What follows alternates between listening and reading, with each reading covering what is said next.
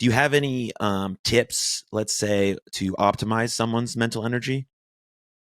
Yeah, so to optimize your mental energy, I would say one of the biggest tools is learning how to get more clear about what are you working towards and what are the resources that you need to be able to achieve that on a level that brings in awareness and mindfulness.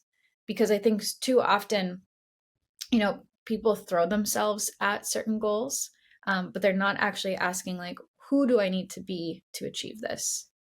So the resources could be internal, could be states of being, like, who do I need to be to achieve this goal? And so, in terms of optimizing your mental energy, it could be that you need to learn how to be more patient. So, it's something I just wrote about recently, that you could be getting in your own way because you don't know how to um, like wait for things, and you're constantly being impulsive, right? Or another way to look at, optimizing your mental energy is learning how to distill decisions.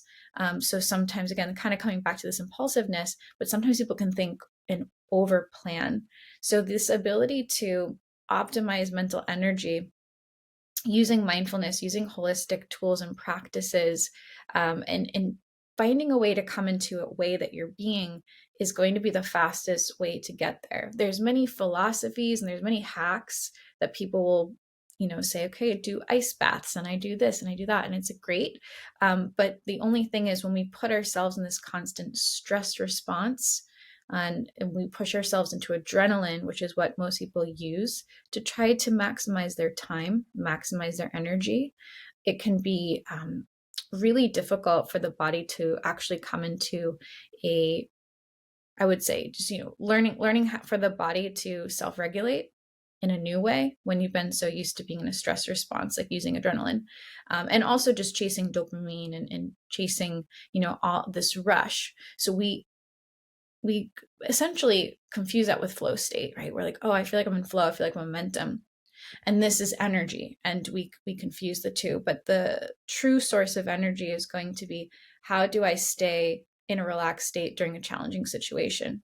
How do I increase my resiliency? And the fastest way that I've learned to do that, to be honest, is to work with getting into these different flow states, and truly achieve shifting the brainwave state, from being in a beta brainwave state where your mind is really active and there's not a lot of space between the thoughts. And this is when you're scrolling on Instagram. This is when you're really hard at work and you're doing something that you feel like is productive, but you're probably hitting a wall and you're moving past it. It can be when you're doing sports, or it can be when you're, driving a car. You have to be very focused and you need to be hyper vigilant. But if you're hyper vigilant for too long, you're going to start to go into anxiety and depression. And that's just the state of the world. That becomes the baseline for a lot of people. And then they use that as a way to keep pushing, versus learning how to get into these other states, these other brainwave states, such as alpha brainwave state, which people experience a lot when they're practicing something like yoga or going for a walk, maybe without music or listening to a podcast, but they're actually just present and going for more of a mindful walk, maybe with their dog, noticing how the dog sees the world. Or even when people start to have children, like, oh, seeing, the world through their child's eyes, they're in more of this alpha brainwave state, which is being in the present moment. And then we hit a level below that, which is theta. And we all go into this state every night when we're falling asleep. You can think of when you almost feel yourself falling asleep, but you feel like you're falling and you're just about to come into what is the theta state, when you're hitting this aspect of your unconscious mind, but making it more available to you. So that could be dreams, and you can remember that state. There's a state that goes even deeper than that, that is delta.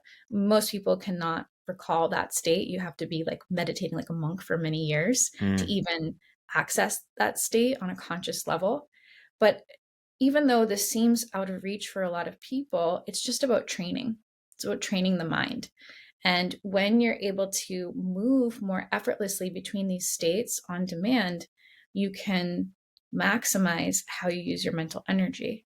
So, of course, like, people think of meditation as, oh, it's a way to be more peaceful and more calm and more relaxed if you're stressed, but they don't always see it as a way to be more resilient or achieve a certain goal. There's actually people I talked to before diving into some of these practices thinking, well, if I do this, I'm going to get too soft. And right now I need to be aggressive and work towards this XYZ challenge that I have. So it's very interesting when people start to understand that there's a science to it and there's a way to shift between these states and you can optimize from that place. It moves beyond hacks and it shifts you more into a mastery.